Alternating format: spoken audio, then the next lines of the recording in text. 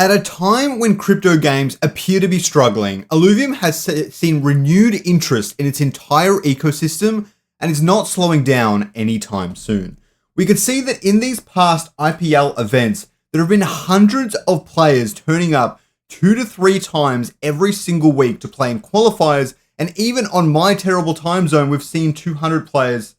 We could see it right here somewhere. They all say 0 right now. There we go. 200, 300, 250 are playing up even in my terrible time zone. And honestly, in recent history, I have never waited more than 60 seconds in an Illuvium arena queue, which is better than even some major AAA titles. They split up the player base in different ways. The point is, the game is playable, matchmaking is pumping, and players and new players are coming into the game and the ecosystem. And the best part is, we are seeing complete beginners win their first and second games in a game without any onboarding yet, okay? It's coming soon. That simply proves that there are just enough newcomers to make the game less difficult in the PvP setting because these newcomers are playing against one another. I will show you the evidence as to Illuvium's renewed strength and then delve into what's coming in September to get me so damn excited. October as well. I wrote this script a while ago. Okay, so let's get into the Illuvalytics. You can see on this website, illuvalytics.web.app, you can see the live games currently being played. I've seen 15, 16, even 20 live games at any given time. This time zone right now is really bad for Europe in particular, and not particularly fantastic for the USA either. So 5 is the low end. It really only is higher than this in most of the popular time zones. But this is better than it was, let's say, a month ago. It was basically not this. It was 1 or 2 active games at most. So now we're getting a lot of players. Queue is a lot better. Competition's even not too fierce anymore. It's not too sweaty, which is really great for even myself and newer players and things like that. And the leaderboard rewards themselves have barely changed. There's not really more money in the leaderboard rewards that's causing all these people to play. There's just like a little bit of money being thrown into a competitive scene for the entire year, and people are excited about that. Battle Pass and things like that as well. And marketing has only just started. The game is simply fun now, and I think a lot of these analytics and things like that help really prove that.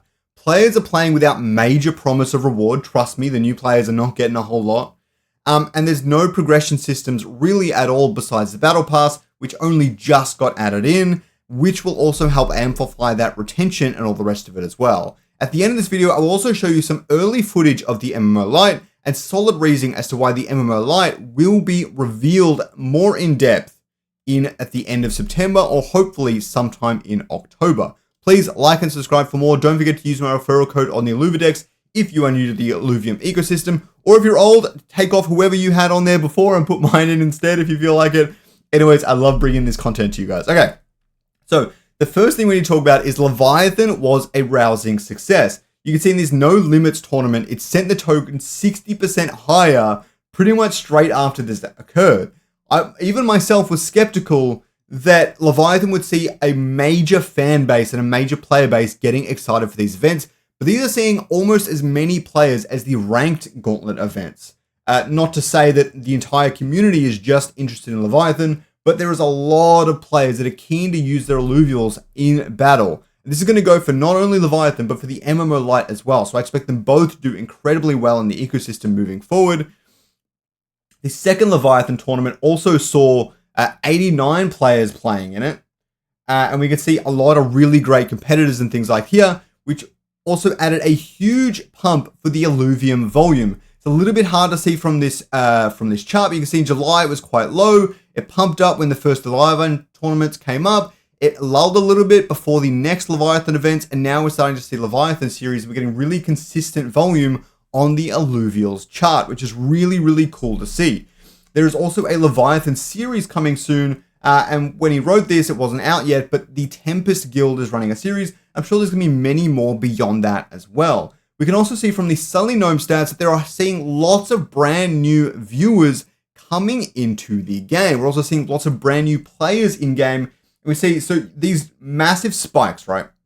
All of these spikes are probably paid for advertising by Illuvium with TFT streamers and things like that, right?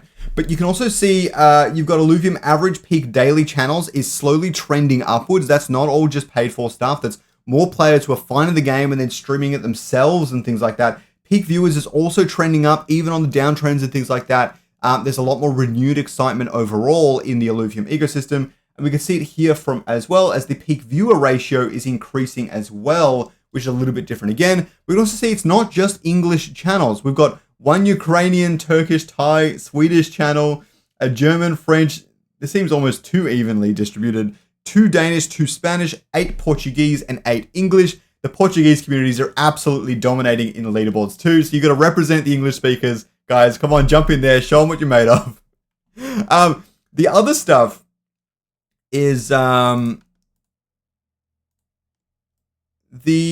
August meeting minutes. I think it was this one. Probably, maybe not. Okay. I can't remember which one it was. I swear to God it was this one. So for the MMO development, their goal is to showcase in-game footage later this month, which happened from August as it is. Combat is still under development with the aim of reaching quality level comparable to Genshin Impact. That's what I wanted to focus on, but there's a few other things here that are really good as well.